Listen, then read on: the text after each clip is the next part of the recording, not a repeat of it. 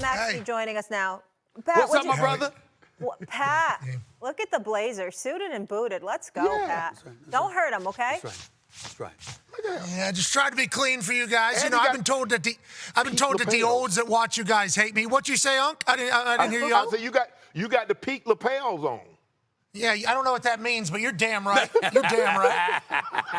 You're damn right. I feel good. I try to get as professional as possible for this show, #1 show on television. I feel incredibly lucky to be here. I do appreciate the fact, though, that Stephen A., when push came to shove, when you saw that little kid in your eyes being mistreated with that Cowboys jersey on, you had to say something. See something, say something, and you did. Shout out to you, Stephen A. I appreciate that. You know it. You know how we do, Pat. You know how we do. All right, let's get into it. So despite Stephen A. being in attendance, Dak and the Cowboys picked up a huge victory on the road against Justin Herbert and the Chargers. Dallas is now 10-1 following a loss since the start of 2021, the best record in the NFL over that span. So you know what that tells me, Pat?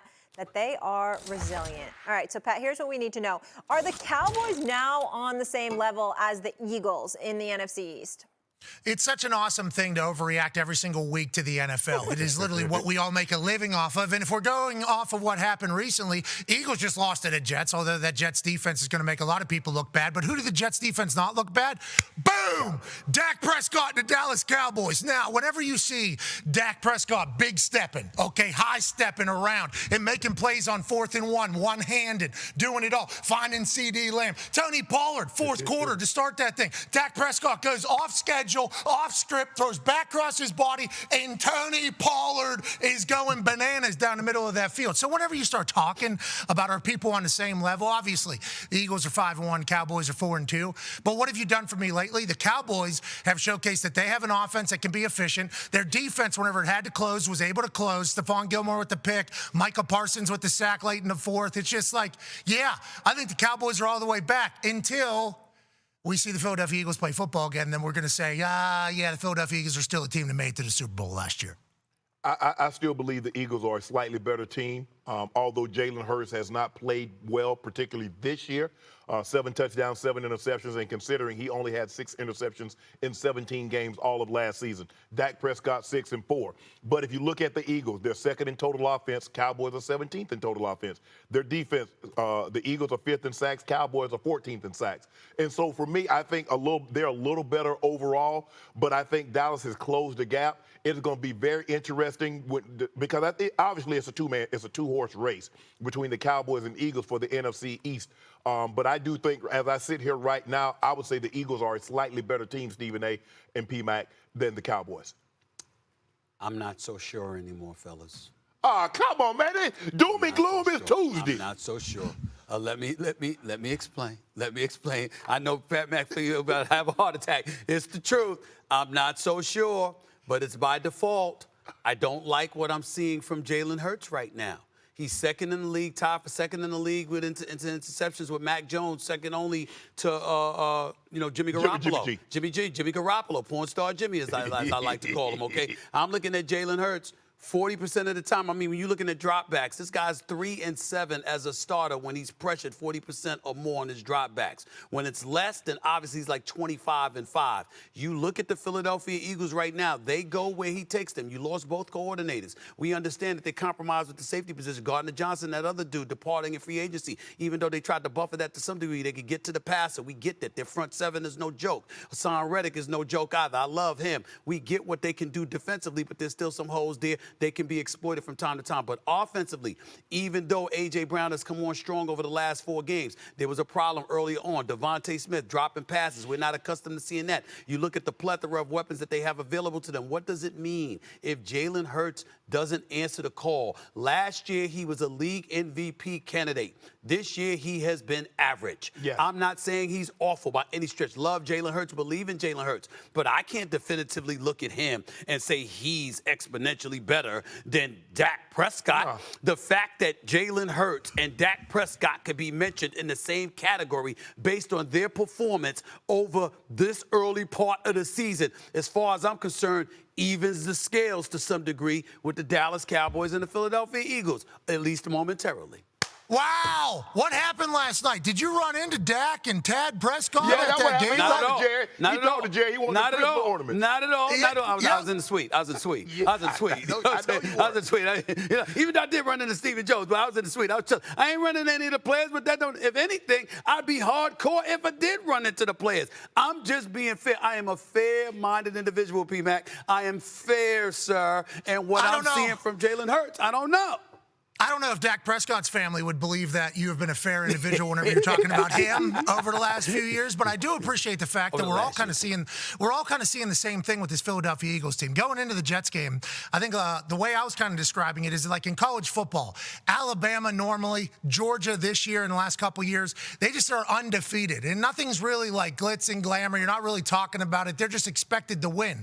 It's almost like the Philadelphia Eagles have already become that because of the success that they had last year. You've been able to show up for the big moment, and then last night they proved that you have. This is big steps, Unc. Hey, this is, and you were as surprised as I was at the beginning of his statement. Did you know this was coming from You're Stephen surprised. A? I'm shocked. I'm shocked. I'm just saying for the time being. But I think when they get Jalen Carter back, he missed Sunday's game. Darius Slay missed Sunday's game. You put one of the premier defensive linemen into that middle along with Fletcher Cox and gets back. You get Darius Slay back. So now, because you got guys in there playing that you probably weren't counting on to play, and the Jets took advantage of that. And the one thing the Jets will do, they'll make you look bad. The Cowboys did a great job of protecting the football. The Eagles did a horrible job, the Eagles did a horrible job of not protecting the football. That's why the Jets made them look the way they look. That's why the Cowboys made the Jets look like they look. First of all, I don't want to hear any disagreements from you two. You two played the game. I'm brilliant because I listen to y'all brilliance and I steal from y'all. It's just that simple. I know my lane. What I'm saying to y'all is this. Every football player I know has taught me when you got a quarterback that doesn't respond well to pressure, it compromises your level of success. Right. The fact is, Jalen Hurts, when pressured 40% or more of the time, is 3-7 as a starter. If I'm looking at the Dallas Cowboys and I'm looking at what their potential is defensively, and I'm saying, excuse me, I know they could get pressure on Jalen Hurts, and Jalen Hurts doesn't respond on an elevated level, it could compromise the Eagles. That is a fact. And plus, Lane Johnson went out. That's up. I understand that. You're talking about the premier right tackle in all of football. Yeah. I understand that. Yeah. Shefty said not as serious. Hopefully he'll be back, obviously, but that's a massive deal, Shannon. Yeah. Well, that was this Sunday. All right. I said 3-7 as a starter. That's 10 starts. Okay. Hold on. Let me game. transition here. Go ahead, transition. Records, speaking of Sunday, Pat McAfee. Everybody knows Aaron Rodgers is your boy. Listen, I saw him on the field. He's throwing the ball. Aaron Rodgers will be on the Pat McAfee show today live after First Take. And I got to ask you this. The Jets are 3-3. They're hanging in. Is there a chance Aaron Rodgers could return this season if they're in the playoff hunt?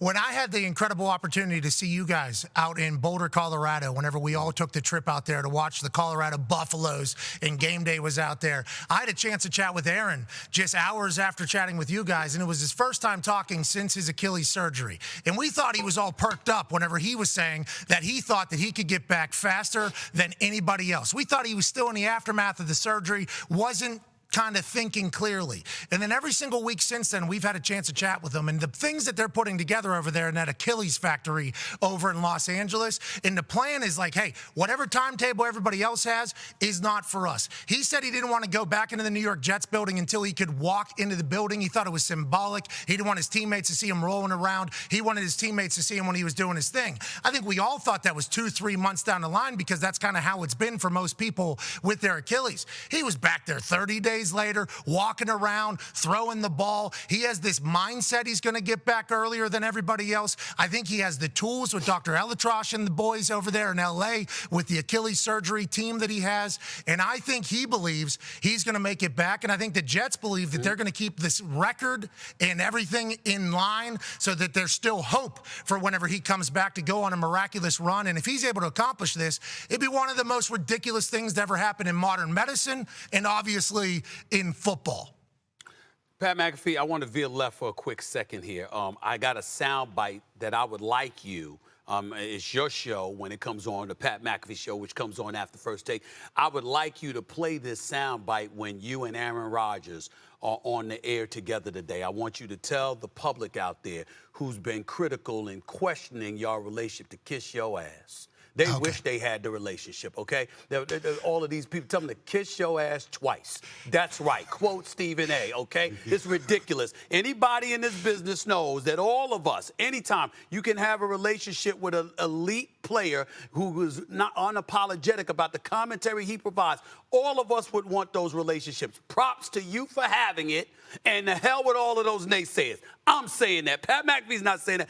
I'm saying it, okay? So make sure you quote me on that. That's number one. Number two. I will run that. Thank you, Stephen A. I love you. No problem. One of the things that I want to say is this. I was originally hesitant about this. Aaron Rodgers coming back, but then I thought about something. Well, he ain't LeBron James, damn it. He ain't got to run up and down the court for 82 nights. Well, no, it was 65 nights. 60 nights. And don't get me started with Anthony Davis because you're going to lose that bet by Valentine's Day. He ain't playing no damn 65 games. Oh, wait, it's Michael Jordan. Okay, I didn't know I was doing first take. I was getting in there. There we go. All I'm saying is this. You got to run up and down the court for all 82 nights or the players, all that stuff. It's football. You're talking about his ability to just drop back the pass and throw the football. The more I think about it, if he's able to, if he's comfortable enough, I mean, if he can get to 80-85%, I say go for it.